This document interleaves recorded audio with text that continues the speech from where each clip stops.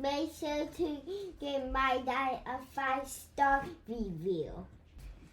Make sure to like and subscribe to his YouTube. Thank you for listening and enjoy the show.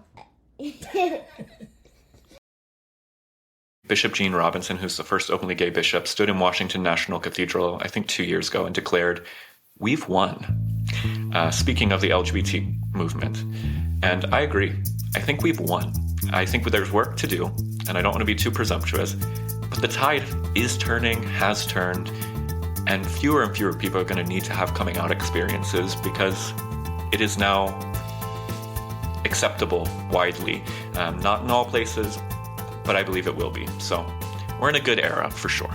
Hey, welcome back, Faithful Politics listeners and watchers. If you're watching on our YouTube channel, we're so glad you are here. Please make sure you like and subscribe and do all that fun stuff so I could finally measure up to my kids' expectations. All the YouTubers they watch have I don't know, millions of people that follow them. Watch out, Mr. Beast. Yeah. We're coming for you, Mr. Beast. I just want my kids to acknowledge me once again. So make sure you do all that. I am Will Wright, your political host, and joined as always by your faithful host, Pastor Josh Bertram. How's it going, Josh? Doing just fine. Thanks, Will. Yeah. And hey, this week we have with us Brandan Robertson.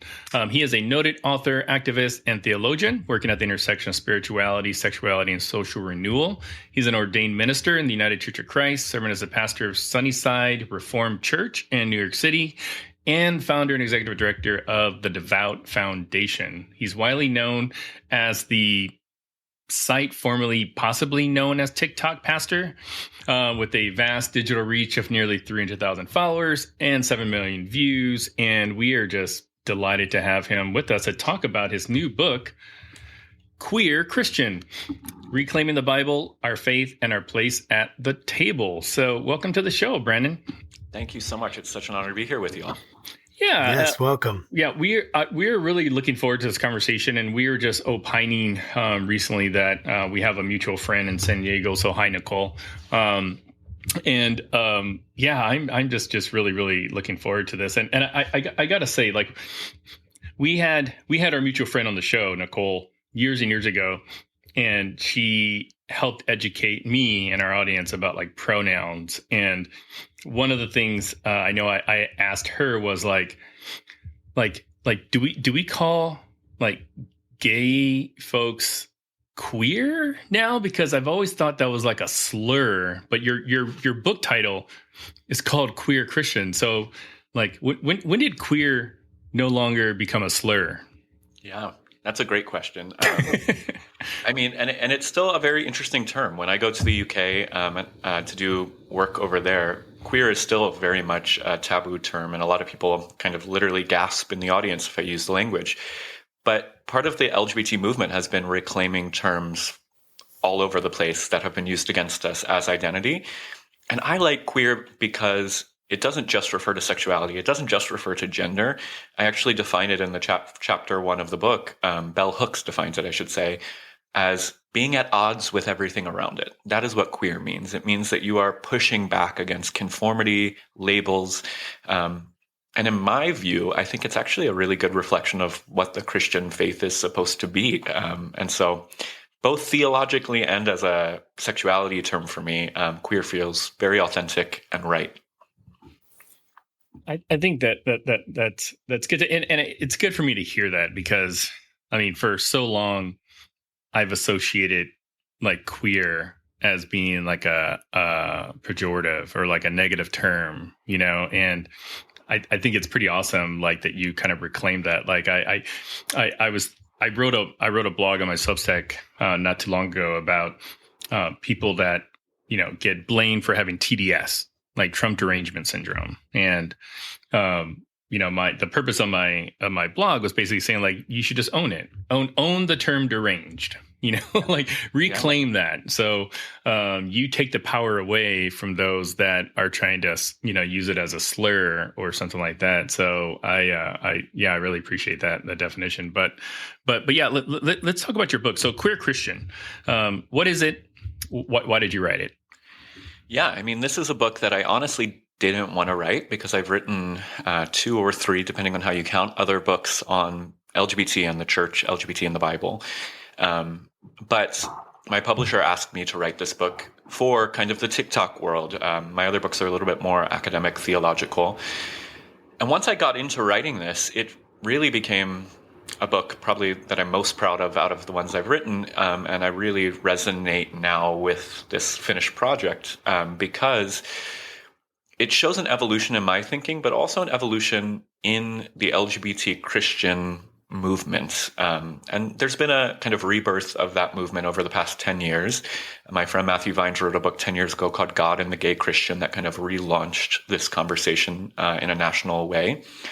But so many folks began the journey to reconcile their faith and sexuality by looking at the 6 Bible passages that seem to condemn same-sex relationships, reconciling with them by either saying they've been misinterpreted, mistranslated, and then just kind of fit back into traditional Christianity.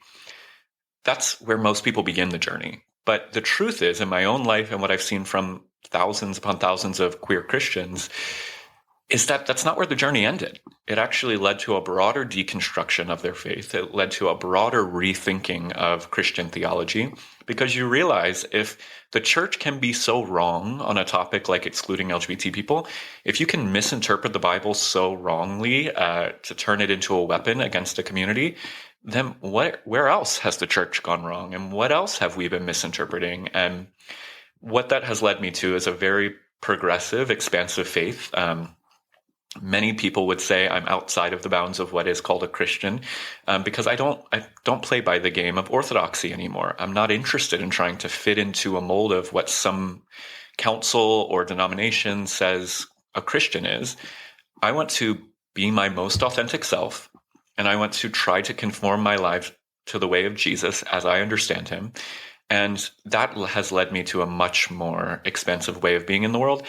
And from what I've seen among not just the LGBT Christian community, but this kind of progressive Christian community in general, has just expanded what it means to be a Christian and expanded the way we live out our faith. And I wanted this book to be permission and an invitation for folks to move beyond trying to fit into boxes that other people have created to a kind of truly queer version of faith. So I appreciate that. I appreciate hearing from you, Brandon. It really is a pleasure to have you, on the show. And, I always love getting context from people, like understanding what's going on in their world and what has happened, right? Because the memories that we have, the things that kind of make us who we are, is how we remember things and how we have gained our own self-identity and understood it. And these are these huge, important parts of the journey. And I would love to hear a little bit more of your journey. I'm sure that in writing this book, you mentioned there was like, you're most proud of it. I'm sure there's a lot of yourself you're pouring into this, right? Yeah. And I would love for you to kind of help our audience understand, like, what is the story that got you to this place where you have this passion for kind of helping bring this theological vision to life? Yeah. Yeah, thank you for that question. I totally agree. I think all of our theology is contextual. It's based on our experience, despite many people not liking to admit that. And I'll say 2 things. One of the recurring themes that has happened throughout my faith journey and my life in general has been butting up against fear.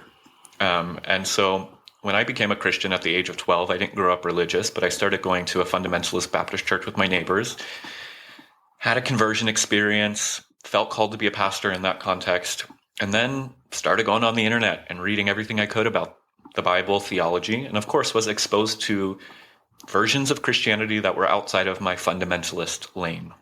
And when I would go back to youth group, there was this one experience in particular where I would go share some of the stuff I was learning online. And I got called into the pastor's office afterwards, and he said, "You can't bring these heretical ideas to our youth group. This is dangerous. And if you keep doing this, you're not going to be welcome back." And that was earth-shattering for me as a young kid who had given my entire life to this newfound faith and felt like I was being judged for what felt like intellectual honesty, what felt like true curiosity about the faith. And that continues to be my journey. When I ended up in Bible college at Moody Bible Institute, which is a very conservative evangelical school, I started a blog and podcast there where we were interviewing people that Moody considered heretical. Most evangelicals today would not. People like N.T. Wright, even Tim Keller, if you're familiar with those names, like Moody thought they were outside of the scope of orthodoxy.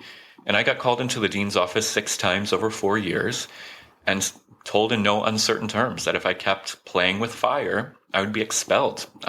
They weren't going to give me a degree because I was not able to uphold their doctrine. And it was really a moment at Moody that I realized in reading 1 John, where it says the powerful verse, God is love and perfect love casts out all fear, because fear has to do with judgment.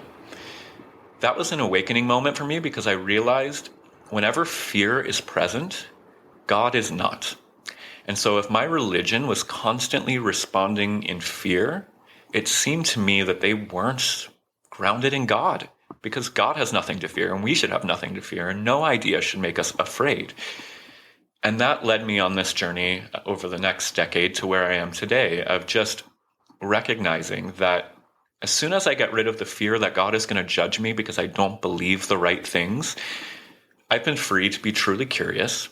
And over these past 10 years, everyone will probably be familiar with the fact that there's been this reckoning in evangelicalism of leader after leader that has had this great fall. And what it's revealed to me and to so many others is that so many evangelicals, my people, had lived lives and professed beliefs that they didn't actually believe and that they couldn't actually abide by. And because of that hypocrisy, they've lost everything and hurt lots of people in the process. Now, some of the folks that have fallen have done terrible things and they deserve judgment, but some of them are just people that couldn't figure out their sexuality in the confines that they were preaching. And so where I stand today is everything I write, everything I preach from my pulpit, everything I say on the internet, I try to be completely honest and transparent.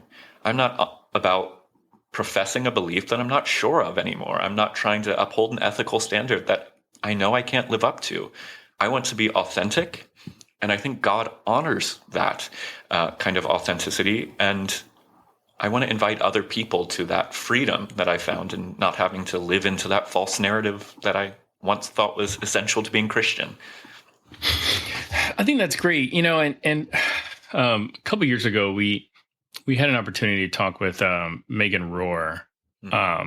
They were at the time a bishop for, I forgot what denomination, but I remember mentioning something to the extent of, there's parallels I see from biblical interpretations to substantiate some of the greatest offenses in this country, to be honest, slavery, segregation, thinking that people of color are, descendants of like some aspect of whatever that's bad, devil, evil. I mean, like in the Negro Bible. And I mean, it's just the Bible's been used in some really terrible ways in this country. But when you talk to people about LGBTQ and Christianity, they will refer to these Bible verses, which you alluded to earlier. So I'd love for you just to kind of help unpack some of those Bible verses and why you think folks are either misinterpreting them, placing the wrong emphasis on what it's trying to teach us, or what have you. So just walk us through those. Yeah. I mean, one thing that I've become convinced of is that the Protestant Reformation and the invention of the printing press was one of the best things for humanity and one of the worst things for humanity. And I say that because, like social media, right? Right. It gave everyone a copy of the Bible, which on one hand is great. It helped democratize the faith, get it out of these hierarchies. Wonderful. But people seem, and I didn't realize this until I started doing academic study. I'm currently doing a PhD in biblical studies. And I've gotten the privilege to be in environments where I gotten to study the Bible from an academic lens. And I've realized that it takes a lot of work to understand a 4,000-year-old text written in languages we don't speak, cultures we don't know anything about, And the problem with evangelical churches that I grew up in, they said, just read the Bible. It's self-evident. The Holy Spirit will give you the meaning, and whatever the Holy Spirit leads you to the interpretation, it's correct. That's good. That's just not true. And the scholarship on sexuality in the Bible in particular has been pretty clear and lockstep for 50 years. In academic institutions, everyone knows that the 6 Bible verses that are often weaponized against LGBT people are likely referring to exploitative sexual relationships between men in the ancient world. And the reason that we say that is because, for instance, in the book of Leviticus chapter 18, verse 22, it says, "A man shall not lie with a man as with a woman, for this is an abomination." If you just read that in your English Bible with no understanding of the context, of course that sounds like a broad condemnation of gay sex. But can I stop you there just for 1 second? I would dumb it down even more, because like amongst us 3, I'm probably the least biblically literate person here, even though I profess Jesus. But if I were to read that coming into it cold, like I would think I've already sinned, because I'm former infantry and I've cuddled with other men just to stay warm. Like I'm not even joking. Like so I have laid with other men as it's saying. So I'm sorry. Go ahead. I love that. And I mean, that's the other problem with the conservative lens of literalism. I mean, if you just are told that you need to take the Bible literally, then you could come up with an interpretation like that, even though that's not what the Hebrew says at all. At the beginning of Leviticus 18, it specifically says the following commands are about things that the ancient Egyptians and Canaanites used to do that you, Israelites, should not do. So then the question you have to ask is, when and where in ancient Egypt or Canaan did men lie with men as with women? And the Hebrew there is literally have sex with men as they do with women. Ancient Egypt and Canaan were not broadly supportive of same-sex sex. The only times that it was broadly permissible in those cultures were for men of higher statuses to sexually abuse men of lower statuses for pleasure, but also as a way to say, we dominate you. We are above you. The ancient world tended to believe that if you were a man who allowed yourself to be penetrated, you gave up your masculinity. And this is literally, there's thousands of pages of books in first century Greek that talk about this complex understanding of how gender and power work. And so as soon as you have that lens, which again, academics have known for 50 years, you begin to have a good reason to question, well, the relationships I'm in as a gay person are not about power and exploitation or abuse. So is this an applicable command at all? And virtually that's applies to all other 6 verses. Paul, in particular, is writing in Roman contexts, and Rome was very well known for having these relationships and power dynamics between men of higher statuses and lower statuses, men and younger boys, temple and like pagan rituals that were being done that are well documented, that included kind of gay sex. None of that is what LGBT people are engaging in today. I condemn what Leviticus is condemning, exploitation and abuse. I condemn what Paul is condemning, ritualized sexual acts to worship pagan deities. But if you're just reading it in English from a modern lens, you're never going to get that information. And I think that's the biggest problem, not just with homosexuality. This is the issue with slavery. This is also the issue with women. This is also the issue on a plethora of other issues, that people just read the Bible literally from their modern context without understanding what was happening in the ancient world and come up with very bad and destructive conclusions. Yeah, like I can totally understand, like, coming to this text and you're like, this thing is so old. You know, it's not just like it's old. It's like it's old and it's in a completely different culture. And as you said, a completely different language. And it's thousands of years old. Yeah. And it's like the only way we have access to what happened back then is trying to understand, right, the writings that are there, the whatever evidence was left in the ground. You know, we have to like dig it up, like, you know, these rocks, these, you know, all of these all of these buildings that we found, they don't speak for themselves. People have to take it and interpret it. And I would love for I like to hear how people think. I like to hear not just what they think, but how they think and how they work through these problems, right? Because you have this certain interpretation of marriage that somehow we have received, that I received growing up, and then where did all that come from? And how did they define marriage in the ancient world? And then it goes into all these different details about what do we do with this? There are all these different customs for marriage. And I'm kind of going on a rabbit trail, but what I'm getting at is that there's this, you try to understand the world differently and expand your view, and you have to take in new data. And where was the point? Can you talk to us about a point when you kind of shifted your views on one of these passages, that maybe you were interpreting it in a way that you felt harmful, or you felt you didn't sit right with you, and then there was a shift? What was that process like? How did you do that?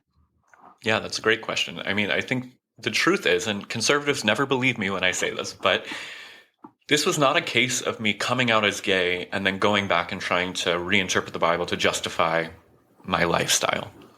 This was a young man committed to conservative Christianity who was wrestling with his sexuality, who did conversion therapy, who was planning to get married to a woman. And what actually happened was, it wasn't an issue on one of these topics that changed my mind. It was understanding how I had been taught to understand what the Bible was. That is what shifted everything. Evangelicals are taught that the Bible is the inerrant word of God, meaning every word from Genesis to Revelation is objectively true, without error, and come from the mouth of God itself.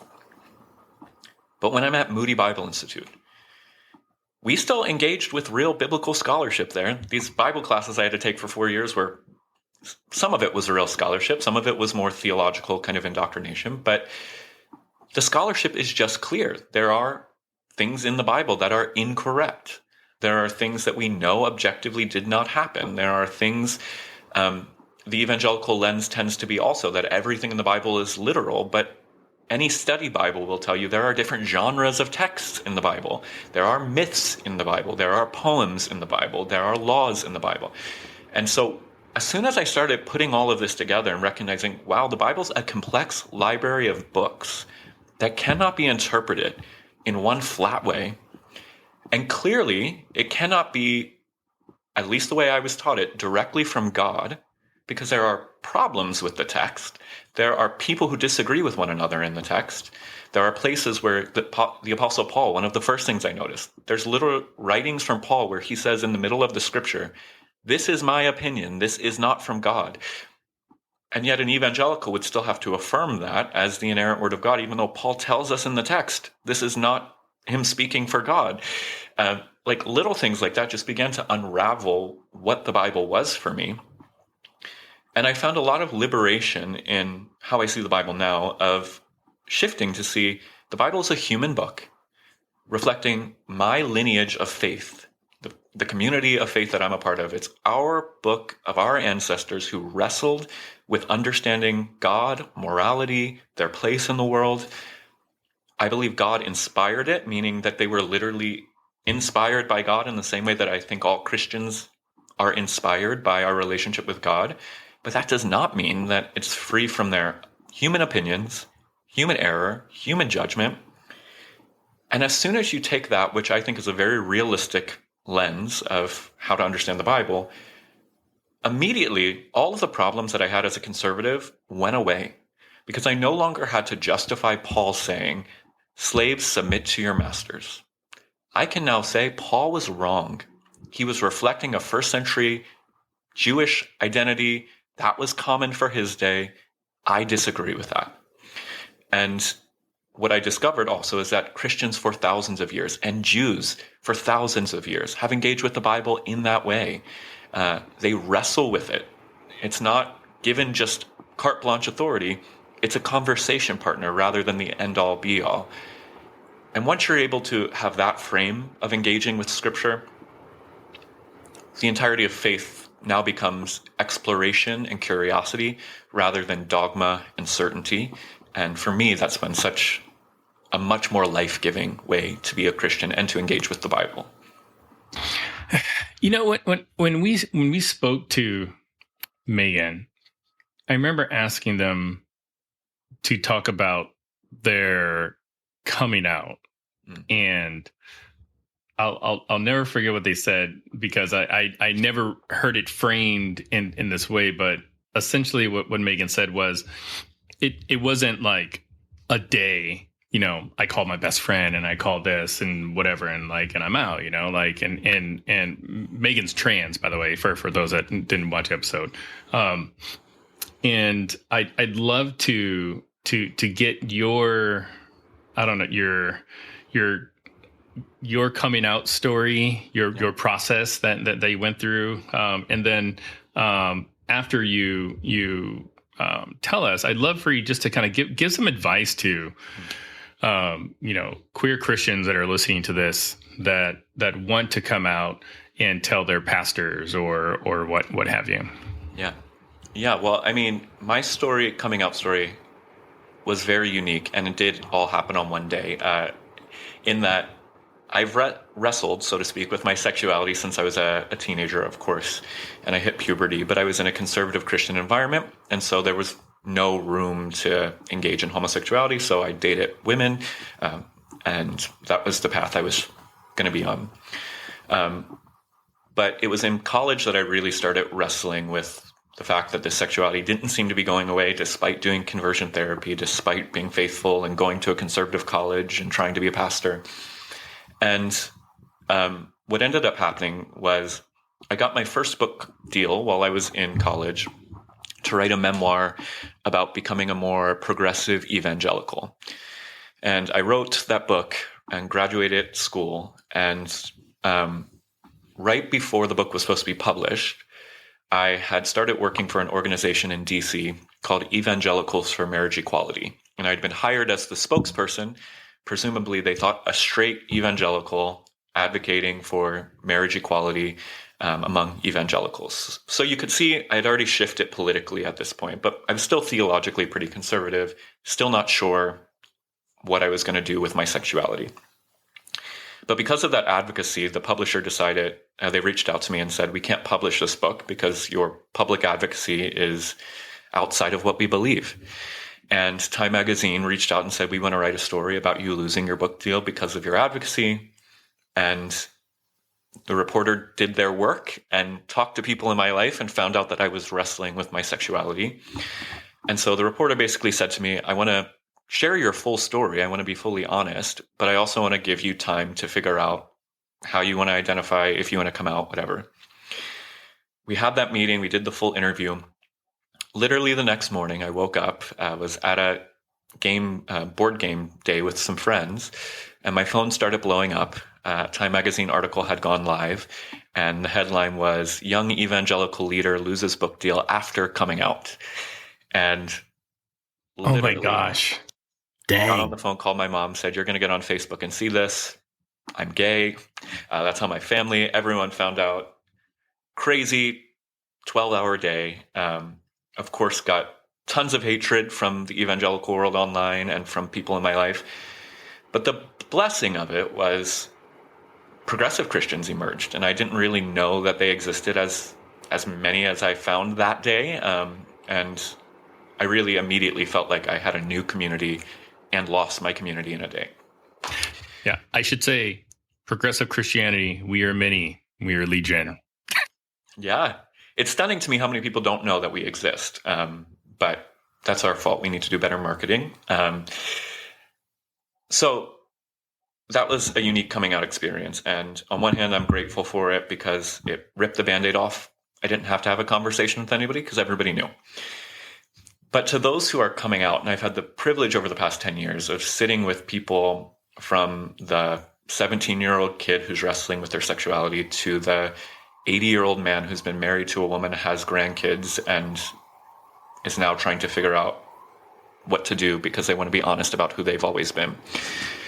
And the thing that I've learned and that I say to all folks on the coming out journey, one, there's an impulse to want to do it, make up for lost time, make it quick. Don't do that. Take your time. There is no rush.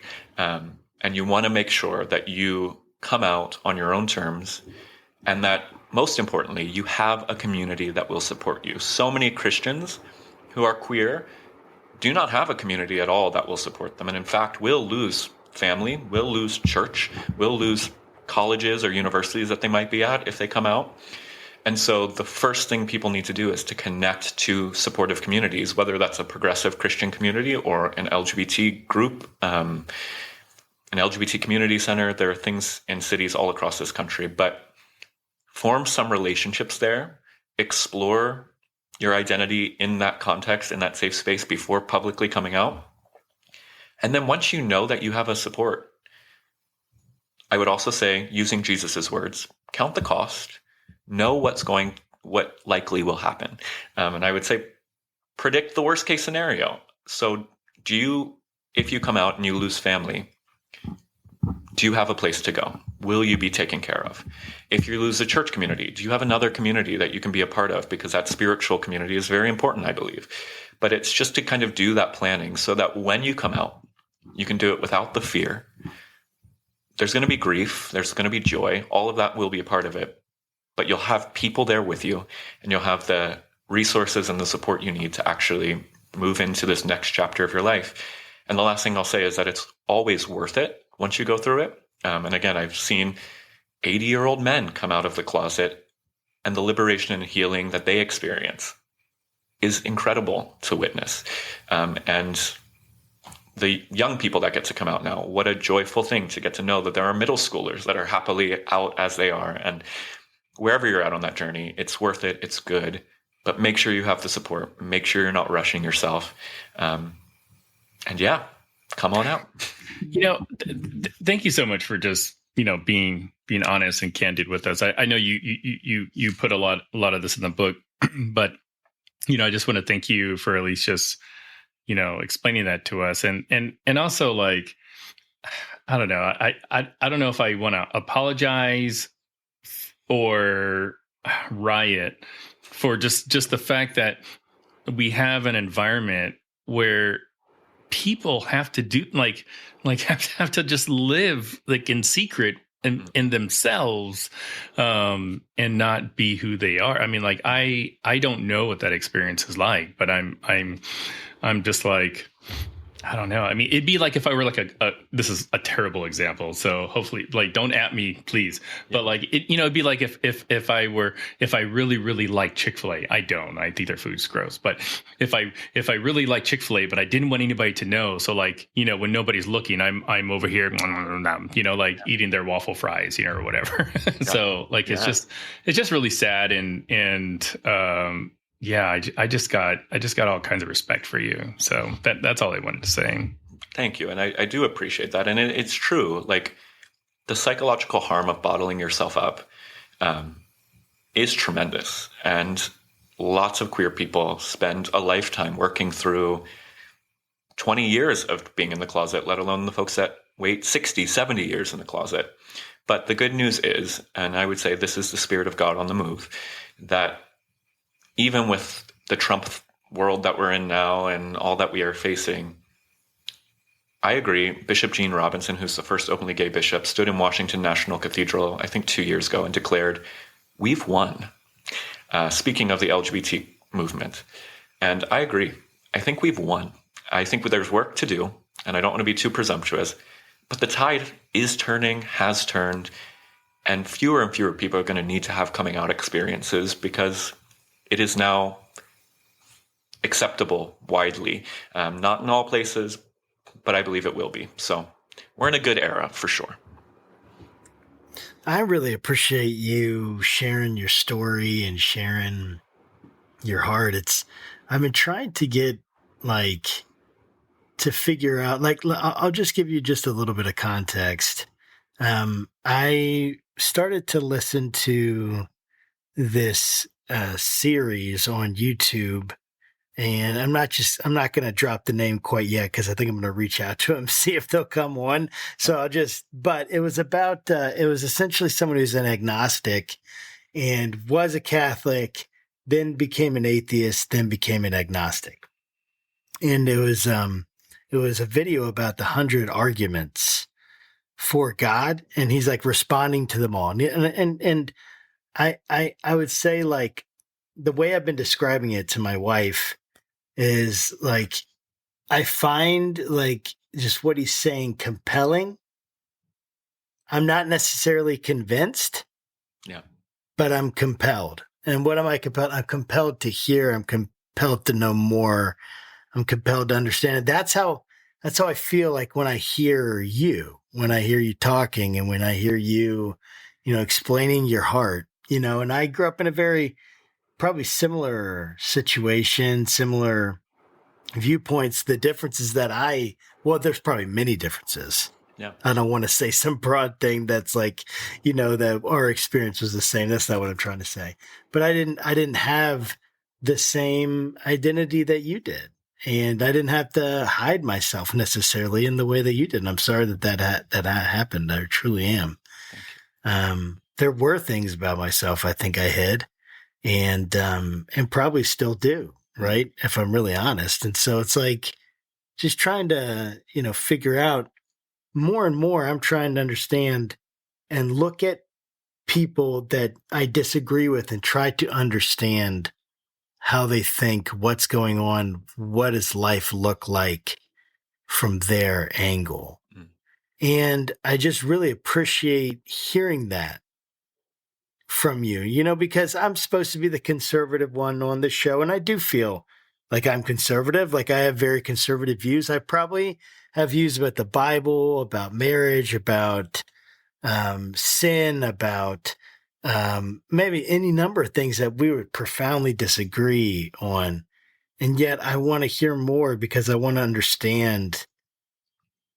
Like, if I can't even hear what someone else is saying and respect them and see them as made in the image of God and be able to let them challenge my assumptions, then why even have these assumptions? Yeah.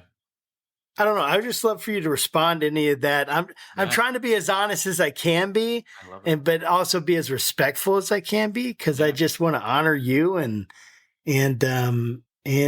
honor the fact, your journey, and the things that you've had to go through, and just be, but also be honest about the tension inside. Totally.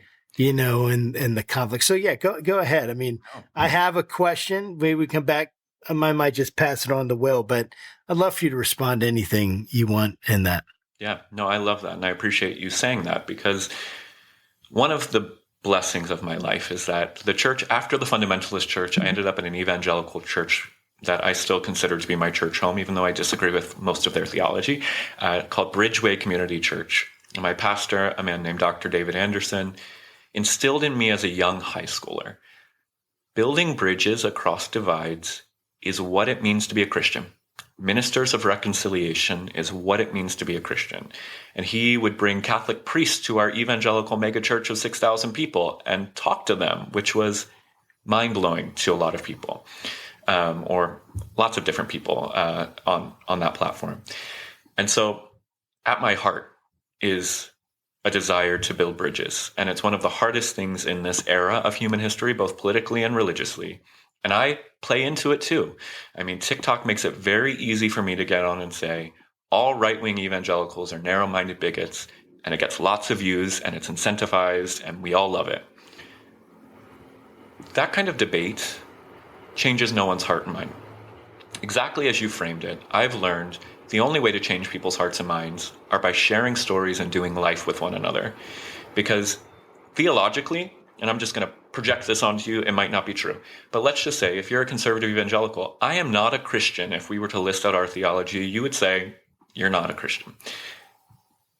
But if we spend a day together or have a conversation with each other, and I see the Spirit of God in you, and you see the Spirit of God in me, it makes it a lot harder for us to say, well, just because we disagree on theology, both of us have to walk away and say, well, maybe he's not a narrow-minded evangelical bigot. Maybe Brandan's not a left-wing heretic infiltrating the church. Maybe there's something more here. And I think that's the case for all of us, right? Like we're all more nuanced. But it's about the story and the context that matters, not the point-by-point debates. And yeah, I really appreciate you bringing that up. Yeah, absolutely. And I appreciate you identifying, us progressives, Democrats as not being considered Christian. I wrote another blog. I'm not going to spend this whole time plugging my Substack, although you should read it. I feel like I'm a pretty good writer. But anyways, the Christians have always like been good at gatekeeping. Like you can come in, but you can't come in. You can come in once you do the thing we tell you to do, but I don't care if you accept Jesus Christ as your personal savior, you have a relationship with him, you pray every day, like that doesn't matter. Like what matters is that you're white, you are Republican, and you're straight. Like if you meet those three qualifiers, you can come to our church, participate, lead worship, do all that kind of stuff. So folks in the LGBTQ community are not immune to the rabid attacks of not being Christian just because they're also Democrats. I mean, not all LGBTQ people are Democrats, but I do want to ask you a question about like affirming churches. Josh and I had this conversation not too long ago where I was, just opining about my views about affirming churches and like allyship, because it's my opinion. It doesn't mean it's the right one, but like I've never really considered myself an ally.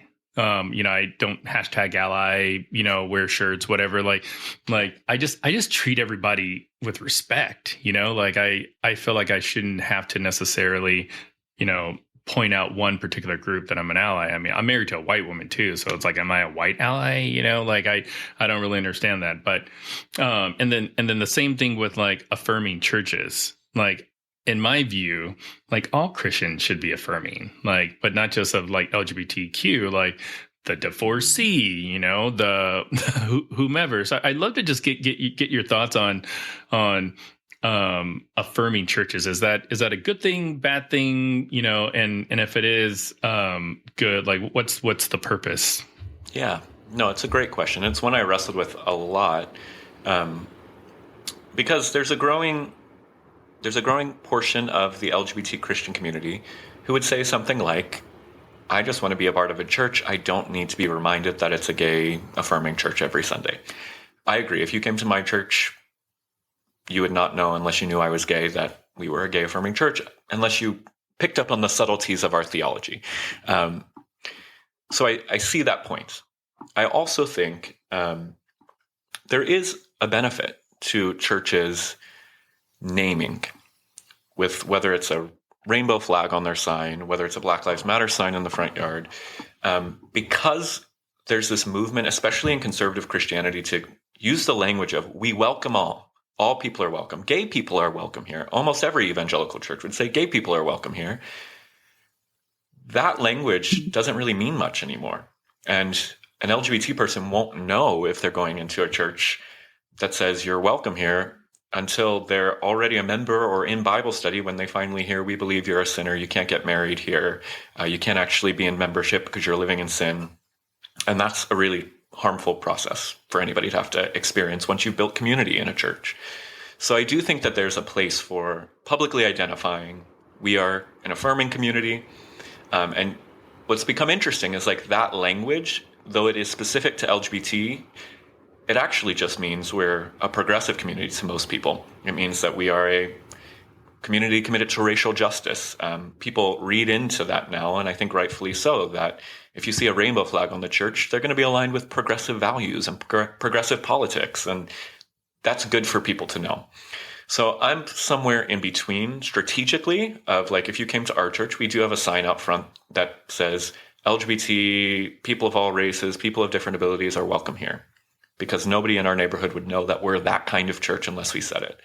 But in the structure of our churches, we are not waving rainbow flags every week. I am not mentioning my sexuality every week, because I am a Christian. And I hate kind of this language a little bit, because it's a critique I get from conservatives all the time of, why are you putting a modifier in front of Christian at all? Well, I am a queer Christian, and you are a Black Christian, and you are a white Christian. Like, those things matter. But it's not the whole of my identity. And so I don't need a church to make it the whole of our faith. If that makes sense. Yeah. Yeah, thanks. Yeah, make total sense.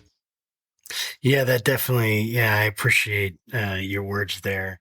So my last question is, I would love for you to talk to me about, what are your thoughts on Jesus? And what I mean is, like, kind of like, did he exist? What did he say?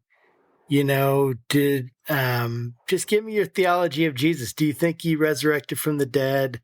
Like, truly, like, all of that. Like, is there, what's your theology of, like, and then this church getting sent out and everything? Like, I just would love to hear your thoughts out of pure curiosity to understand what you think about Jesus. Wait, if the person of Jesus. If Brandan comes out and says he doesn't believe in Jesus, I think that he's going to have declining numbers in his congregation, or at least he should probably.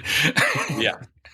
I mean, what I will say, so I'm going to give a caveat first to build some tension. I do identify as a Christian agnostic, and a lot of people have pushed back against that, but I think it's actually what all Christians should be. And what I mean by Christian agnostic is, I have faith.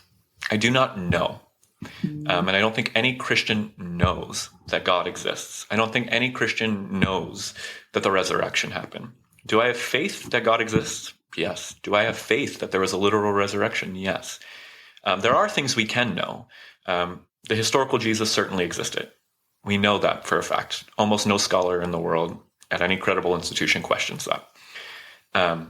I believe Jesus is God incarnate.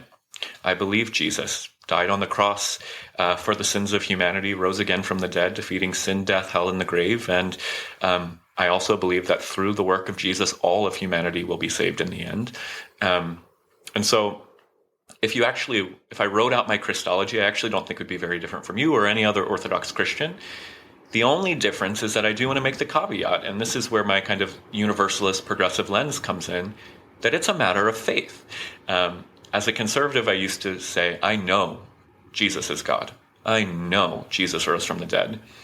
And the problem with that is that the rest of the world hears a Christian say that, and that's not compelling at all. It just reads as dishonesty, because there's no way to know those things. The reason humans have faith and keep asking these questions thousands of years after thousands of years is because we don't know. We have faith. We can have experiences. I'm pretty convinced Jesus is God. I cannot empirically prove to you that Jesus is God. And so that's the only caveat I make. And again, it also gives me some room to be curious, so that when a scholar says, maybe Jesus didn't exist, I'm not afraid of somebody saying that. I'm interested. Show me what your evidence is. Let's think about what that means. But at the end of the day, I had an experience with Jesus Christ that changed my life at the age of 12. And I'm never going to deny that. I experience Christ in my life every day. I preach. That's amazing. Christ, so, yeah. Yeah. So my last question is, you said at the top, some of those Bible verses, Leviticus and whatever, I don't know all of them, but, your kind of, hermeneutics is that these verses are taken out of context, like so many other Bible verses. And if that's the case, like, how do you change that? I mean, like Josh and I have had lots of conversations about him in seminary, and like, I've never been to seminary, so I don't know the first thing about it, but I'm like, I told Josh, like, do they teach about, like, the doctrine of discovery in seminary? Do they teach about, like, if we're sending missionaries over to Africa, like, you would think, like, you would teach that, right? But like, how do you convince people that the way they've been reading the Bible is all wrong? Yeah. Well, I mean, one thing that's really encouraging that I don't think most people recognize is the conservative view of the Bible is the new view. This doctrine has only been around since the Enlightenment at the earliest. The idea, words like inerrancy did not exist in the language of Christians for 1,500 years. Homosexuality, many people will know because it was viral from a documentary, did not appear in the Bible until 1946. All of this is new, which means even though people now assume it's how Christians have always read and understood these texts, it's not, and it can change. And for instance, the new Revised Standard Version of the Bible, which is the version most progressives use and most academic institutions use, came out with an updated edition this year that removed the word homosexual or any reference to modern homosexuality and instead translate Paul's writings. It says men who engage in illicit sex, which I think is way closer to the meaning of the verse than same-sex or homosexual. So the changes are happening. The problem is cultural, and it's going to be generational. People, for better and for worse, are unfamiliar with the Bible generation after generation. So I do think the conservative Christian belief will continue to decline in cultural relevance. And I think this is a good opportunity for progressives and just for people who are interested in the Bible to engage in education, which I think we're really blessed that we live in a world where people are sitting on YouTube and listening to 4-hour Bible lectures by Jordan Peterson every week, or coming on TikTok and engaging in biblical scholarship. There's a democratization of this knowledge. And so I think the general public has more of an opportunity to learn the complexity of Bible and Bible translation.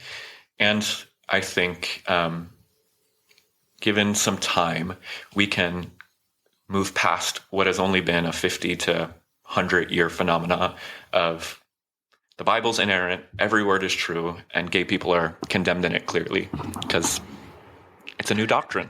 Yeah, and it's tough because people aren't naturally inclined to research things that will like work against their own biases. I mean, if there was I told this to Josh earlier, like if there was a study that said interracial couples, are, doing more harm to the environment than, same ethnicity couples, like that probably wouldn't be a study I would read because that would affect me. Like it'd make me feel all icky, and I don't really want to feel icky. So, I think the same thing probably exists with like biblical scriptures. It's like, I don't really want to dig deep there because like, what if I'm wrong? I mean, to the same degree, like, I don't do a lot of like biblical research anyways, but like I've never once biblically researched, homosexuality in the Bible, and if I'm being honest, it's because like, I don't really want to know like if I've been wrong this whole time. So I just go with the grace of God, and I'm just like, hey, Jesus loves everybody, so I'm going to love everybody. I'm not going to care if they're married to whoever, like, and the conversation we had devolved into me talking about, I don't even care if somebody was married to an animal, because like, how is that affecting me? Like, hey, they're happy. I like this person and I want them happy. So marry whoever you want, To be clear, that is not where the slippery slope is leading people. We're not endorsing bestiality. True. So anyways, where can people find your book? Get a hold of you, go to your church, find you on, I should preface this. We are recording this before your book release, but this episode will be released on your actual book release day. Oh, awesome. Whatever has happened in the country in that time period, will have no bearing on this. How can people reach out to you? Well, friends, if we're still here in May, we are. Thank God for that. Yeah, you can get the book at queerchristian.org or wherever books are sold. And if this is coming out in May, I'm about to embark on a 3-month, 45-city tour all over North America and the United Kingdom. So you can go to queerchristian.org. And if you want to come out and go a little bit deeper into these conversations, I would love to see you at one of these events. Are you coming to Virginia at all? Yes, I will be. So really, where at in Virginia? I'm going to be all over. I think I have a Richmond event. I have one in Williamsburg. I have one in Arlington. We live in Richmond, so we may have to go to that Richmond event. Well, Yeah, come on out. Let's record a live podcast at those events. Wouldn't that be boom. fun? Yeah, I love oh, that would be amazing. That would be awesome. Yeah. Really, really cool. Well, thank you so much, Brandon. This has been a really, really fantastic conversation. I love talking with you. I'd love to have you back, actually. For those out there watching, make sure you pick up a copy of Queer Christian, Reclaiming the Bible, Our Faith and Our Place at the Table. This is Brandan Robertson, and yeah, wish you all the success with the book, Brandon. Thanks for coming on. Thank you so much, and thanks for having me. Yeah, and to our listeners and watchers, as always, make sure you keep your conversations not right or left, but up, and we'll see you next time. Take care. Bye-bye. Hey there, Josh Bertram here, faithful host of the Faithful Politics Podcast. I want to let you know about a compelling new spinoff, the Faith Roundtable, where I'll be interviewing top faith leaders, theologians, and scholars to unpack the pressing issues that are shaping the church in America today.